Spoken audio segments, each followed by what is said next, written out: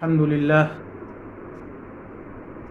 لله وكفى وسلام على عباده الذين اصطفى أما بعد أعوذ بالله من الشيطان الرجيم بسم الله الرحمن الرحيم قل يا أيها الكافرون لا أعبد ما تعبدون ولا أنتم عابدون ما أعبد ولا أنا عابد ما عبدتم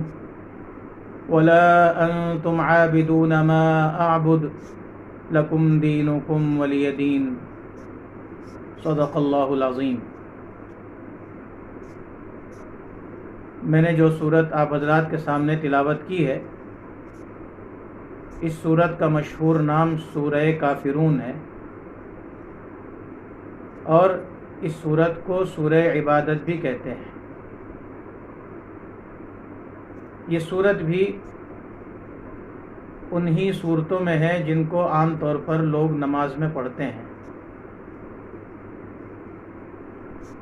عام طور پر لوگوں کو یاد ہوتی ہے۔ یہ سورت بڑی اہم ہے، بڑی فضیلت والی ہے۔ روایات یہ بتلاتی ہیں کہ جناب نبی کریم صلی اللہ علیہ وسلم فجر کی نماز سے پہلے جو 2 سنتیں پڑھی جاتی ہیں، ان میں پہلی رکعت میں سورہ کافرون کی تلاوت فرماتے تھے،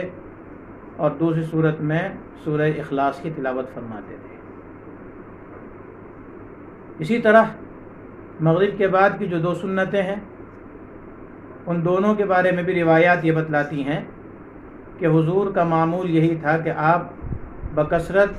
سورہ کافرون اور سورہ اخلاص کی تلاوت فرماتے تھے، یعنی پہلی صورت میں سورہ کافرون پڑھتے تھے اور دوسری صورت میں سورہ اخلاص پڑھتے تھے۔ متعدد صحابہ کرام کو حضور اکرم صلی اللہ علیہ وسلم نے اس بات کی تلقین فرمائی تھی کہ جب تم سونے کے لیے بستر پر جاؤ تو سورہ کافرون کی تلاوت کر لیا کرو، اس وجہ سے کہ اللہ تعالیٰ تمہیں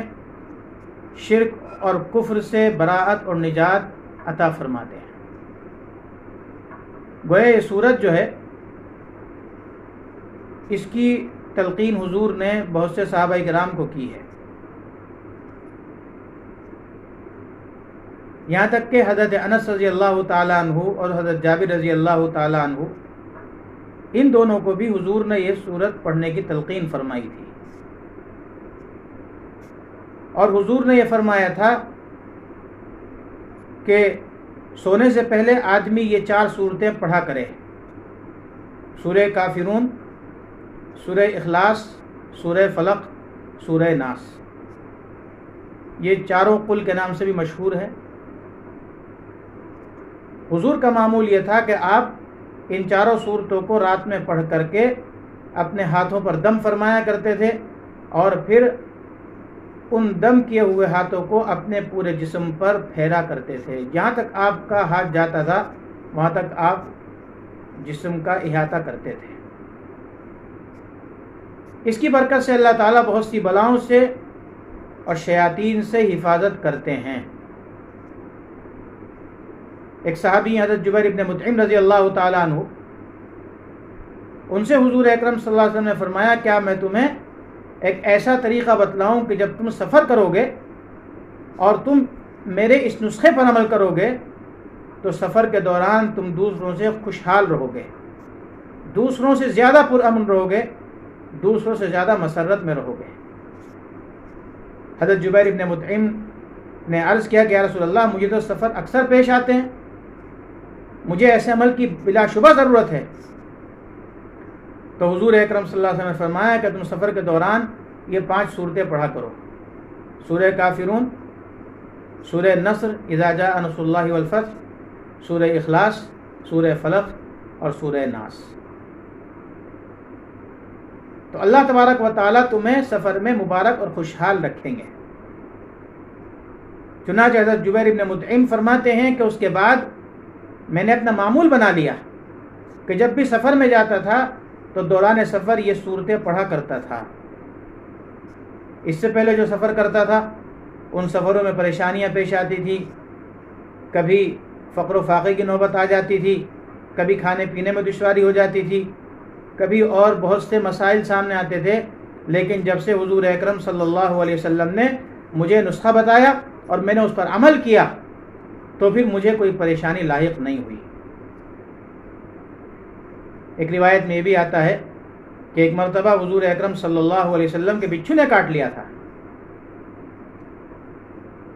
تو حضور نے جس جگہ پر بچھو نے کاٹا تھا آپ نے یہ عمل کیا کہ سورہ کافرون کی تلاوت کرتے رہے اور پانی اور نمک اس جگہ پر چھڑکتے رہے، یہاں تک کہ اللہ نے اس کی برکت سے آپ کے اس کاٹنے کے اثر کو زائل کر دیا۔ اس سورت کا شان نزول بھی عجیب ہے۔ روایات میں آتا ہے کہ جب حضور اکرم صلی اللہ علیہ وسلم نے مکہ مکرمہ میں اسلام کی دعوت شروع کی اور لوگوں کو توحید کی طرف بلایا تو کچھ لوگ جن کے حق میں ہدایت تھی انہوں نے حضور کی بات کو قبول کیا اور اسلام میں داخل ہو گئے، بتوں کی پرستی چھوڑ دی اور حضور کی تعلیمات کے مطابق اللہ تعالیٰ کی عبادت شروع کر دی۔ لیکن مکہ کے بڑے بڑے سردار جو مشرک تھے ان کو حضور کی دعوت قبول کرنے کے نتیجے میں یہ اندیشہ تھا کہ ہماری چودراہٹ ختم ہو جائے گی، لوگ ہمیں اب بڑا مانتے ہیں، اگر ہم ایمان لے آتے ہیں تو محمد کے سامنے ہمیں سر جھکانا پڑے گا، اس لیے انہوں نے حضور کی مخالفت کا ارادہ کر لیا، آپ کی بات نہیں مانی۔ یہاں تک کہ جب مکہ مکرمہ میں مسلمانوں کی تعداد کچھ بڑھ گئی اور اب ان لوگوں کو یہ اندیشہ ہوا کہ مسلمانوں کی تعداد تو جو کہ تو بڑھتی جا رہی ہے، ہر روز بڑھ رہی ہے، کہیں ایسا نہ ہو کہ مسلمانوں کی تعداد اتنی زیادہ ہو جائے کہ ہم مغلوب ہو جائیں، تو چند سرداران ان میں جیسے عاص بن وائل ہے، ولید بن مغیرہ ہے، اسود ہے اور بھی بہت سے جو ان کے سردار تھے وہ حضور کے پاس آئے اور انہوں نے آ کر کے حضور کی خدمت میں ایک مصالحت کی صورت رکھی کہ ہمارے آپ کے درمیان جو اختلافات ہیں وہ بڑھتے جا رہے ہیں اور مکہ مکرمہ اور ارد گرد لوگ گروہوں میں بٹ گئے ہیں، لوگوں میں مباحثہ ہوتا رہتا ہے، تلخی کی نوبت بھی آ جاتی ہے اور مار پٹائی کی بھی نوبت آ جاتی ہے، اس لیے مناسب یہ ہے کہ کوئی ایسا طریقہ تجویز کر لیا جائے کہ یہ اختلاف ختم ہو جائے۔ اور انہوں نے یہ تجویز رکھی کہ اصل اختلاف اس بنیاد پر ہے کہ صرف اللہ کی عبادت کی جائے یا اللہ کے ساتھ دوسروں کو عبادت میں شریک ٹھہرایا جائے۔ آپ کا دعویٰ یہ ہے کہ صرف اللہ کی عبادت کی جائے اور ہم یہ کہتے ہیں کہ ان بتوں کی پوجا بھی در حقیقت اللہ کی ہی عبادت ہے، یہ اللہ کے کاموں میں معین اور مددگار ہیں، لہذا اختلاف ختم کرنے کی ایک شکل یہ ہے کہ ایک سال تو ہم آپ کے اللہ کی عبادت کریں، اپنے بتوں کو چھوڑ دیں، اور ایک سال آپ ہمارے بتوں کی پوجا کریں، اپنے اللہ کو چھوڑ دیں۔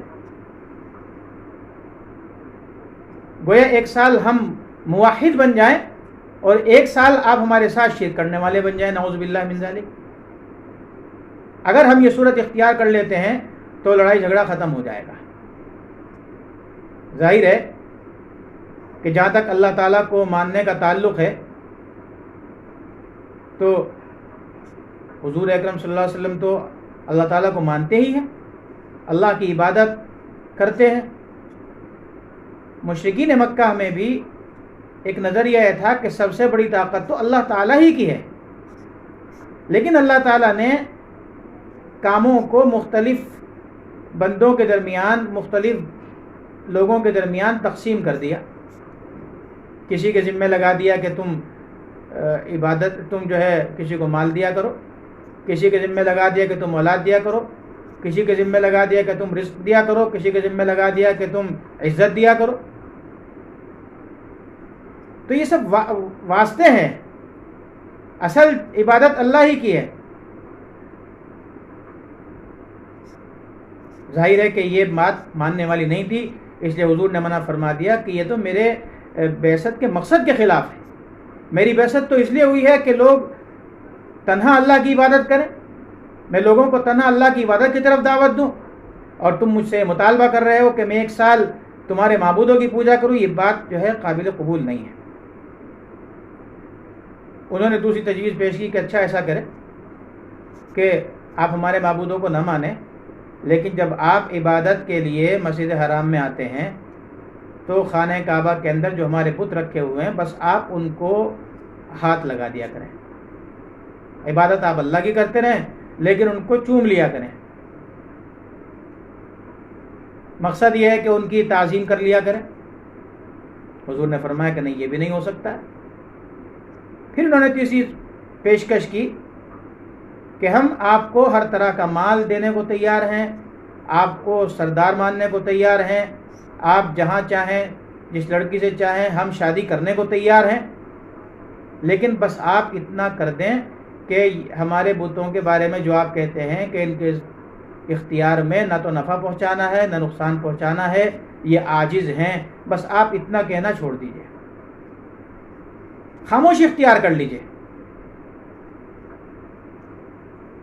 یہ تیسری صورت انہوں نے پیش کی ہے۔ اس وقت میں اللہ تعالیٰ کی طرف سے یہ صورت نازل ہوئی، حضور کو خطاب کیا گیا، قل یا ایھا الکافرون، آپ فرما دیجئے کہ اے کفر کرنے والو، اے ناشکری کرنے والو، اے حق کو چھپانے والو، اے اللہ کی ربوبیت کا، اللہ کی خالقیت اور مالکیت کا انکار کرنے والو، لا اعبد ما تعبدون، میں عبادت نہیں کرتا ان چیزوں کی جن کی تم عبادت کرتے ہو۔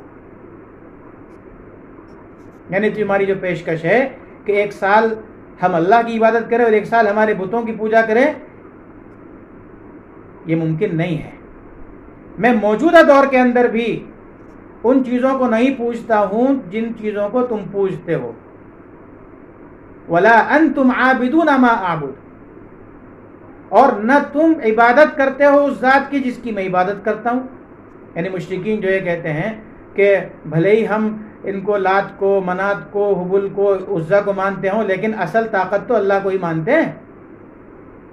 اصل تو اوپر والا ہی ہے، اصل پوجا ہماری اسی کی ہے۔ ان کے اس دعوے کا رد ہو گیا، ولا انتم عابدون ما اعبد، یاد رکھو کہ جس کو میں پوج رہا ہوں، جس کے میں عبادت کر رہا ہوں، تم اس کی عبادت نہیں کر رہے ہو۔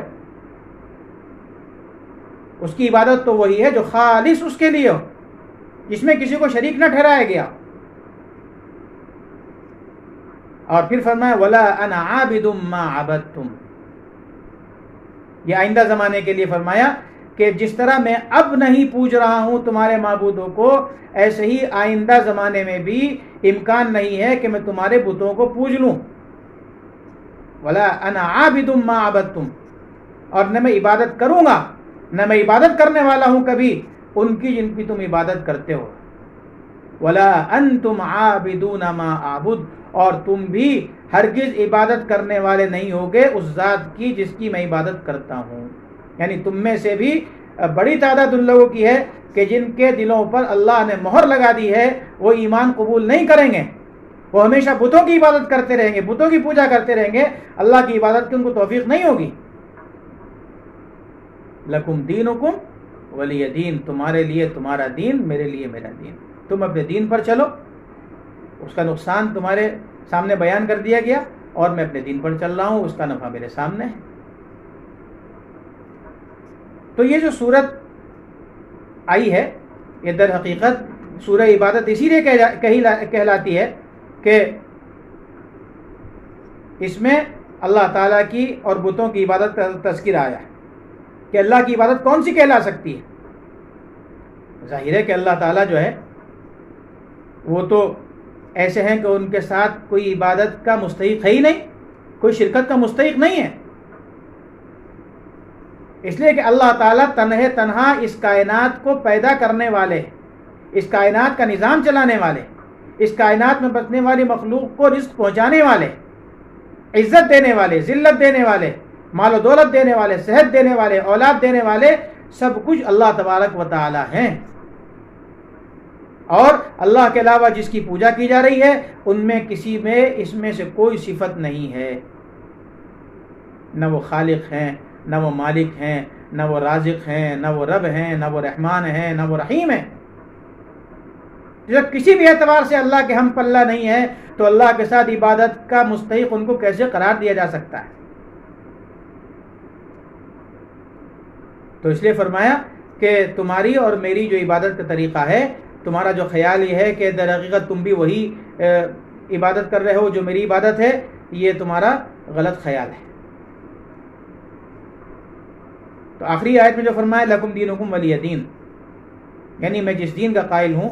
میں جس بات کا قائل ہوں وہ میرے لیے نافع ہے میرے نظریے کے اعتبار سے، بھلے ہی تمہارے نظریے کے اعتبار سے وہ نقصان دہ ہو. اور جس طریقے پر تم چل رہے ہو وہ طریقہ میرے اعتبار سے نقصان دہ ہے، بھلے ہی تمہارے نظریے کے اعتبار سے وہ نفع والا. چنانچہ جب یہ روایت میں آتا ہے کہ جب یہ صورت نازل ہوئی تو حضور اکرم صلی اللہ علیہ وسلم مسجد حرام میں تشریف لے گئے اور یہ صورت بآواز بلند ان سرداروں کے سامنے پڑھ کر سنائی جو یہ مصالحت کی پیشکش لے کر آئے تھے. اس کے بعد ان کو پتہ چل گیا کہ حضور اکرم صلی اللہ علیہ وسلم اپنے موقف سے 1 انچ بھی ہٹنے والے نہیں ہیں، اس لیے کہ آپ کا موقف برحق ہے. آپ جس چیز کی دعوت دے رہے ہیں وہ برحق ہے،